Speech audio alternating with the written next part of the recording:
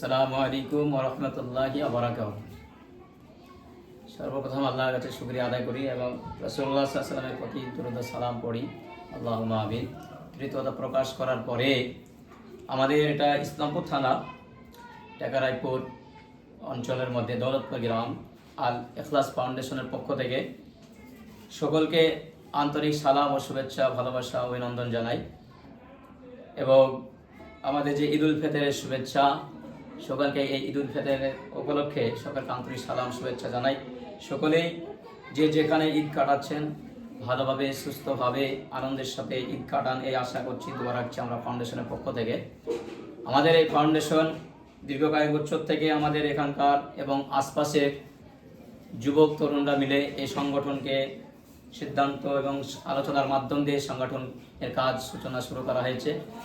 সবে আপনাদের দোয়া ও শুকরিয়ার পরিবর্তে আপনারা দোয়া করবেন এদের জন্য।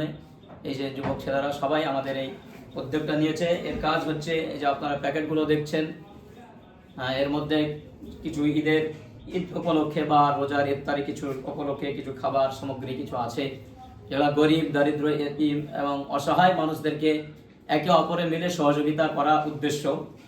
একে অপরে মিলে আমরা এই সমস্ত কিছু যুবকরা আয়োজন করে একে অপরের সহযোগিতার উদ্দেশ্যে এই ব্যবস্থাপনা করা হয়েছে এবং আমরা এটা আজই সম্ভবত বিলি করা হবে এবং এটা আগামী দিনেও আপনারা দোয়া রাখবেন যেন আগামী দিনে এই আল ইখলাস ফাউন্ডেশন যেন বড় হয়, বড় করতে পারে যুবক ছেলেরা। এবং তার জন্য আপনাদের কাছে আমাদের দরখাস্ত রিকোয়েস্ট থাকছে যে আপনারা অন্তত পক্ষে এই আল ইখলাস ফাউন্ডেশনের জন্য এবং এর যারা প্রতিনিধি আছে, যারা দায়িত্ব নিয়ে কাজ করছে, এই যুবক ছেলেরা তরুণ ছেলেরা, তাদের জন্য আপনারা আন্তরিক দোয়া এবং পরামর্শ এবং দোয়া আপনারা রাখবেন এই আশা রাখছি। এবং এই আল ইখলাস ফাউন্ডেশনের আপনারা আর্থিক সহযোগিতা যদি করব মনে করেন, তার জন্য বিস্তারিত এই প্যাকেটের মধ্যেও দেওয়া আছে এবং আমাদের যে পেছনে পোস্টার আছে এটাও দেওয়া আছে। আমাদের বিভিন্ন রকমের সভাপতি এবং ফোনপে অনলাইন সমস্ত ব্যবস্থা করা হয়েছে। এটা হচ্ছে গরিব দুঃখী অতিম শুধু খাবার বলে নয়, মানুষের অসুস্থতায় পড়েছে বা কেউ কোনো অসুবিধায় পড়েছে তার সহযোগিতা করার জন্য এই আল ইখলাস ফাউন্ডেশন একে অপরের বিপদে পাশে দাঁড়ানো, এটাই হচ্ছে উদ্দেশ্য। একে অপরের বিপদে পাশে দাঁড়িয়ে কাজ করা এবং এর যে মূল নীতি, কোনো রাস্তাঘাট কোনো আপনার বিরুদ্ধে হলে সেগুলোকে সহযোগিতা করা, এটা যুবকদের মনের বাসনা।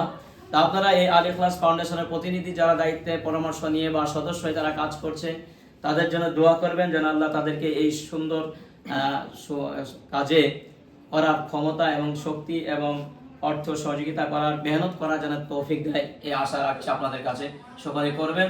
এবং শেষ আবেদন আপনাদের কাছে যে এত বড় মূল্যবান কাজে, এত বড় বিপদ আপদে মানুষের একে অপরের পাশে দাঁড়ানোর জন্য আপনার আর্থিক সহযোগিতা যে যেমনভাবে পারবেন একটু যোগাযোগের মাধ্যমে করার চেষ্টা করবেন এবং সকলে খোঁজ খবর নিয়ে করবেন এই আশা রাখছি। এবং সবাইকে আমাদের শেষ আবারও বলছি আল ইখলাস ফাউন্ডেশনের পক্ষ থেকে প্রতিনিধিদের তরফ থেকে আপনারা যে যেখানে ঈদ উদযাপন করছেন সুস্থ সুশৃঙ্খলাভাবে শান্তির সাথে ঈদের আবেদন ঈদ কাটান এবং সুন্দরভাবে একে অপরের সহযোগিতা করুন, এটাই আমরা চাইছি।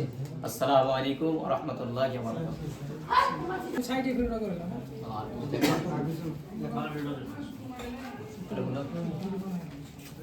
ঠিক আছে।